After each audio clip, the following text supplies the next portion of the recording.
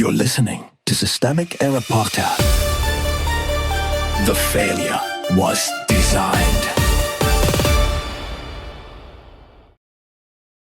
Muslim Republican in tears after being told to leave TX GOP convention. In the country, based on an article by Renzo Downing, the Texas Tribune. The Texas GOP did not misunderstand Islam. It chose to use it. A convention built on exclusion. At the Texas Republican Convention in Houston, Muslim delegates did not stumble into a misunderstanding. They walked into a political culture that had already decided what they were for: not inclusion, not even tolerance, but a usable enemy. Mohamed Hussein and other Muslim attendees came as Republicans, delegates, and would-be participants. They were told to convert, leave, or leave the country. That is not confusion. That is an institutional decision to turn identity into a sorting mechanism. Who actually held power? The people with power were not the Muslims being heckled from the floor. Power sat with the party officers, elected officials, committee chairs, and speakers who control the stage, the rules, and the message. Greg Abbott's slogan about unity was everywhere, but the convention's actual unity project was narrow or discipline the party around anti-Muslim panic and call it conservatism. Abraham George, Dorinda Randall, Rick Scarborough, Bob Hall, Brent Money, and the convention machinery around them all helped define who counted as a real Republican and who did not.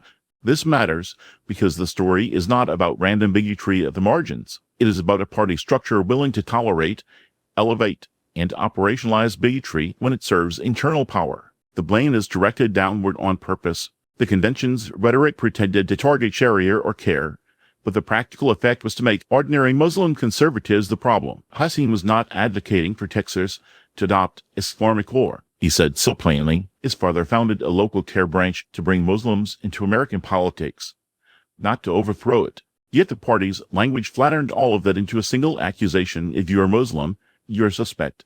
If you organize, you're infiltrating.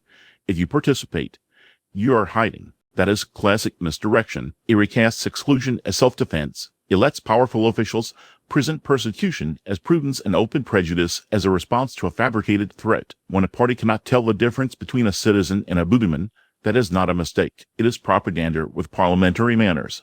Religious liberty, selectively applied. The hypocrisy is almost too neat. Texas Republicans wrapped the convention in religious symbolism, then used that same language to deny Muslims a place inside their own coalition. They invoked Judeo-Christian values as a club, not a principle. They spoke of freedom while defending religious tests for office. They spoke of American constitutional order while treating Muslim identity as a disqualifier. Brent Money's call for Christian rule made the underlying logic explicit. This was not merely a noisy convention fringe. It was a faction willing to say the quiet part in public.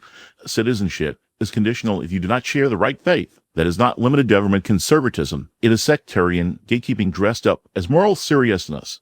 The party's real fear. The article says the party's leaders warned that fracture could cost them the state. That is the useful frame for understanding all the theatrics. The panic over Sharia is not really about theology. It is about internal control. A party losing oxygen, ideas, and credibility reaches for purification rituals. It searches for an outgroup to discipline the base, unify the hardliners, and convert political anxiety into identity warfare. That is why the convention could not simply be content with excluding Muslims socially. It had to keep escalating accusations of terrorism, claims of infiltration, demands that people leave the country, and rules rewritten so future conventions can remove delegates with ties to a terrorist organization. The machinery is being adjusted for future purges. The target can always be widened later.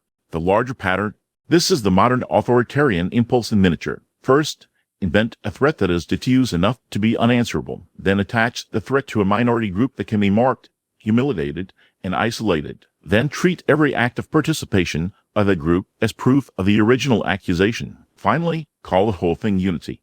The convention in Houston did not expose Muslim power. It exposed Republican dependence on a politics of suspicion. When a party needs to tell conservative Americans to convert or leave, it is not defending a civilization. It is advertising how thin its own coalition has become and how eagerly it will trade civic belonging for scapegoating. You've been listening to Systemic Error. Thanks to Alternet for today's article. With the automated voice of Norman, thanks for listening.